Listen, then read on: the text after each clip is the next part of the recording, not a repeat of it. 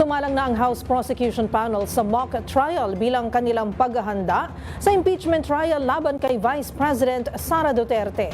Ayon kay Representative Rene Co na isa sa mga tagapagsalita, pinaghahandaan nila ang mga counter evidence ng kampo ni VP Sara sa kanilang mga ilalatag na ebidensya. Magbabalita si Milky Rigunan.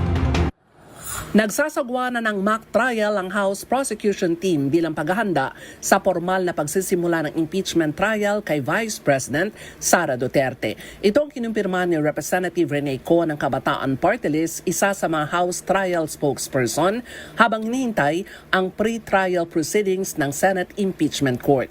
Ayon kay Co, nasa pre-marking of evidence na ang 11-man House Prosecution Panel o kung ano man ang hawak na mga ebidensya ng prosecution, inilalatag na at pinaghahandaan sakaling may matinding counter-evidence ang depensa.